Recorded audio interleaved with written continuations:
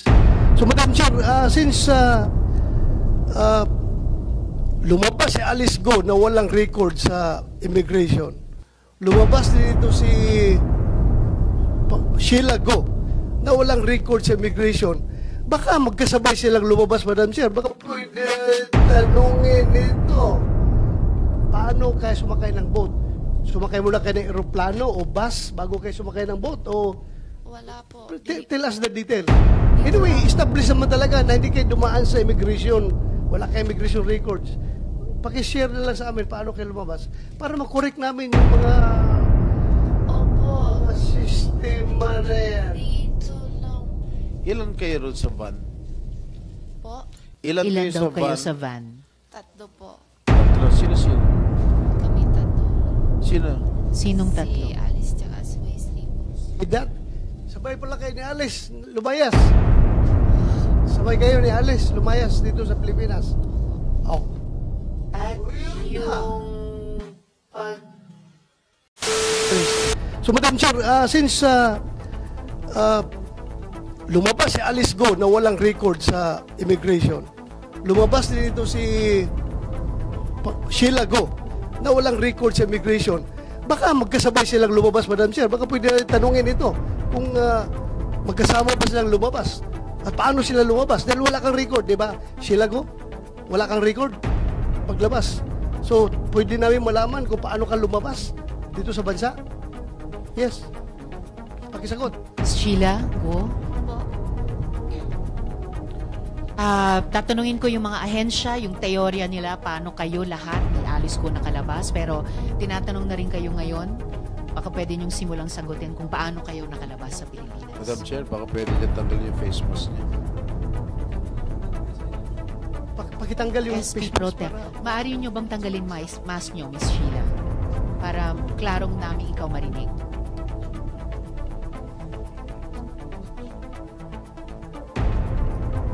Briefly lang muna po kasi pagkatapos ng unang sagot nyo, tatanungin muna namin yung mga ahensya. So, yung pinaka sagot ninyo, paano ba kayo nakalabas sa Pilipinas? Pwede mo pakitanggal sila. Mababait naman kami lahat dito. Kalala. Sige, paano ka lumabas? Sasakay po kami ng po. Ha? Ano po? Sasakay kami ng po sa dagat. Boat? Sumakay kayo ng boat sa Saan? dagat. Saan kayo galing? Saan kayo sumakay? Hindi ko alam yung lugar. O dito lang sa Metro Manila, Luzon? Siguro. O pumunta kayo Mindanao? Mindanao. O doon kayo sumakay? Saan po yung Mindanao? Hindi ko alam. Hindi. Galing ka dito Manila. Paano kayo sumakay ng boat? Sumakay muna kayo ng aeroplano o bus bago kayo sumakay ng boat? O Wala po. tell us the details. Anyway, establish naman talaga na hindi kayo dumaan sa immigration. Wala kayo immigration records. Pakishare na lang sa amin paano kayo lumabas para makorek namin yung mga Opo. sistema na yan. Dito lang po kasi galing kami sa bahay. Tapos Bahay. may sundo sa amin na isang sasakyan. Saan kayo dinala? Anong klaseng sasakyan? Van. Van. And then, saan nga kayo dinala? Hindi ko alam kung sa yung lugar. Siguro biyahe kami ng ilang oras. Hindi ko Mga ilang masabi. oras? Hindi ko matandaan. Matagal din. Araw kayong umalis, then gabi kayo dumating doon? Or araw kayong umalis, araw din dumating? Halos tapos ng dinner. Pero umalis kayo ng Manila, araw pa. Gabi. Gabi rin. So, umalis kayo ng gabi, and then dumating kayo doon. Hating gabi. So, isang buong araw kayo bumiyahe? Hindi po. Hindi siya isang buong araw. Kung siguro outer dinner, 7:08. Tapos ang lating namin yung hating gabi na po. So mga 5 hours by van. Tapos anong... Hindi ko sure kung tama pa kasi hindi ko maano sa oras. Madam Chair, Tapos, just one more follow-up and then before SP Pro Tem. Anong klaseng boat yung sabi niyong boat na sinakyan niyo? Yung maliit lang puti. Maliit na puti. SP Pro Tem? sino yung driver na sumundo sa'yo? Hindi ko kilala. Pati plate number na sasakyan, di mo alam. Hindi po. Ilan kayo ron sa van? Po? Ilan Ilan kayo daw sa kayo van? sa van? Tatlo po. Tatlo. Sino? Kami tatlo. Sino? Sinong tatlo? Si Alice tsaka si Wesley. That, sabay pala kayo ni Alice, lumayas. Sabay kayo ni Alice, lumayas dito sa Pilipinas. Oh. At Yun yung pagbiyahe nyo ni na Alice para umalis sa Pilipinas na bumiyahe kayo mga 5 oras, dumating ba kayo sa Pangasinan? Hindi po, alam ko Pangasinan hindi. Hindi Pangasinan ang inabot nyo. Kasi ano siya, Manila, tapos lampas pa eh. Hindi ko alam yung lugar. Lagpas kasi pa hindi ako ng kabisado. Pangasinan. Maybe Bataan? Hindi po. Papunta Manila po. Madam Chair, ilang oras kayo sa barko? Yung biyahe niyong barko? Diretso kayo Malaysia? Hindi From po. Pilipinas? Saan? May palit. Ha? May palit yung mas malaki pa. Ilang oras kayo nung maliit na barko bago kayo lumipat sa malaking barko? Matagal eh. Ilang oras? Ilang ba? oras nga? Siguro, hating gabi kami sakay tapos halos umaga na. Maga na. Tapos yung malaking barko, Pero hindi pa masyadong kita yung yung malaking barko ano siya? Pasaheroan, cargo ship, o fishing ship, or Yate. i-describe mo, Hindi ko alam yate. kung ano. Yung luxurious yacht. Ano siya? Yung malaking barko. Fishing ship ata, hindi ko alam kasi hindi So, ko marunong. fishing ship, dahil may nakita kayong mga lambat at mga isda, Yung net na panghuli na fish. may net na panghuli ng fish. Tapos yun na. Dumating na kayo ng Malaysia through that boat. Na Opo. malaki. Malaysia kayo May dumating o sasakay pa Indonesia? ulit. May sasakay pa ulit. Ha? May patit pa isang ulit. Palit pa uli ng isang barko. Anong description ng isang barko na Yung pinalit? maliit naman na palang kulay Tapos, blue or green. yun na. Diretso na kayo Malaysia. Opo. Miss Sheila at mga kasama, gusto ko lang i-reiterate yung order of questioning natin dito sa ating hearing. Siguradong babalikan namin ang pagtatanong sa inyo, Miss Sheila.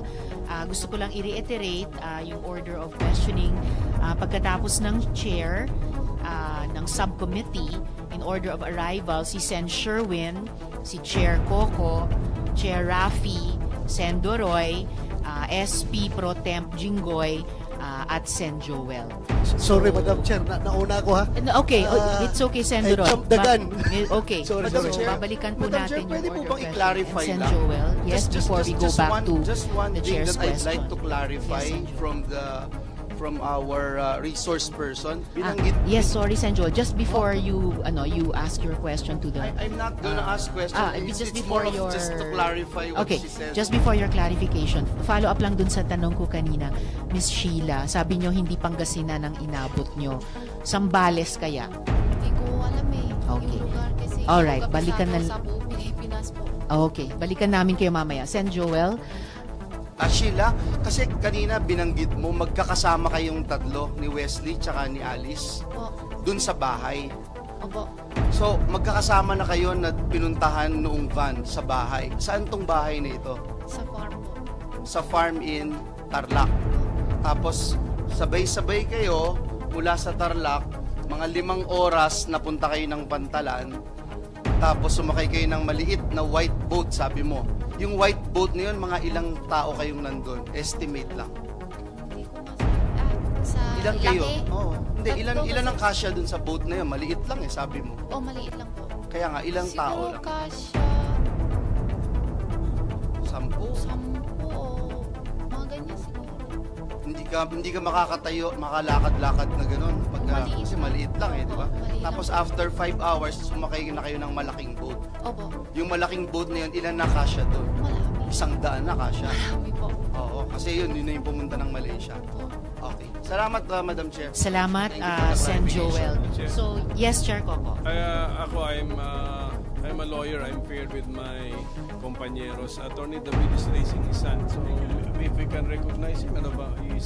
What does he want to raise? Yes, Chair. I was about to recognize Attorney David na nagsasalita dito dahil isa rin silang resource person. Correct. Briefly, please, and then Salamat po. babalikan po ng Chair Thank you, yung Your order Honor. of questioning. Your Attorney Honors, David. please considering that the resource person is already subjected for inquest before the National Bureau of Investigation, DOJ, in this interest of fairness, Your Honor, because she is waiving her right against self-incrimination, I was discussing this with her earlier, but in fairness, may we at least request for an executive session as to the manner and how she left the country?